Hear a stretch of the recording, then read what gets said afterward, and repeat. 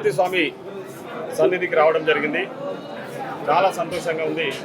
నాతో పాటు మా సోదరులు వనపర్తి శాసనసభ్యులు శ్రీ మేఘారెడ్డి గారు, అదేవిధంగా గురువారిలో చాలామంది గురుమూర్తి స్వామి భక్తులు ఈరోజు ఇక్కడికి రావడం జరిగింది. ముఖ్యంగా ఒక మంచి కార్యక్రమాన్ని ఈరోజు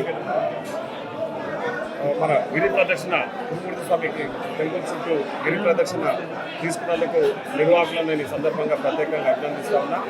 ముఖ్యంగా గురుమూర్తి స్వామి అంటేనే పేదల తిరుపతిగా పేరుగాంచి ఈ ప్రాంత ప్రజలందరికీ కూడా ఎవరైతే తిరుపతికి పోయి వెంకటేశ్వర స్వామిని దర్శనం చేసుకోలేని భక్తులందరూ కూడా వారు ఇక్కడికి వచ్చి గురుమూర్తి స్వామిని వెంకటేశ్వర స్వామిగా కొలిసి ఇక్కడ స్వామివారి సన్నిధిలో వాళ్ళందరూ కూడా పెద్ద ఎత్తున వారి మొక్కులు చెల్లించుకునే విషయము కొన్ని సంవత్సరాలుగా జరుగుతూ ఉంది.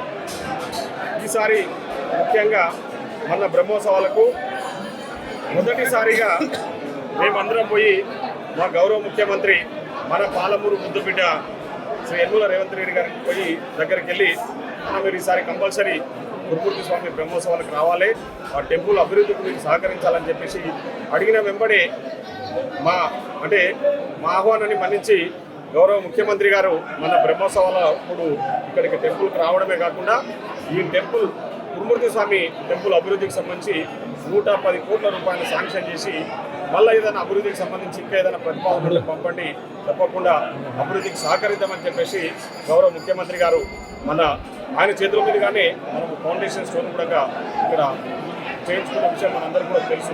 వారితో పాటు ఆ రోజు గౌరవ మంత్రివర్యులు కోమటిరెడ్డి వెంకటరెడ్డి గారు, దామోదర రాధాకృష్ణ గారు కూడా రావడం జరిగింది. సో ఆ రోజు నుంచి గురుమూర్తి స్వామి అంటేనే ప్రపంచానికి తెలిసిపోయినారు.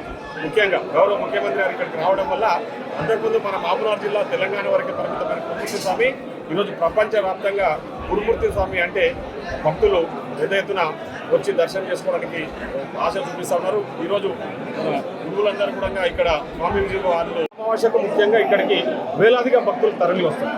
సో తప్పకుండా వాళ్ళు గిరి ప్రదర్శనలో వచ్చిన అమావాస్యకు వచ్చిన భక్తులు గిరి ప్రదర్శనలో పాల్గొన్నా కూడా తప్పకుండా ప్రభుత్వ పరంగా మేము అన్ని రకాల సహాయ సహకారం అందించడానికి, భక్తులకు ఎలాంటి సౌకర్యం కలగకుండా చూసుకోవడానికి మేము సిద్ధంగా ఉన్నామని చెప్పేసి ఈ సందర్భంగా తెలుస్తుంది.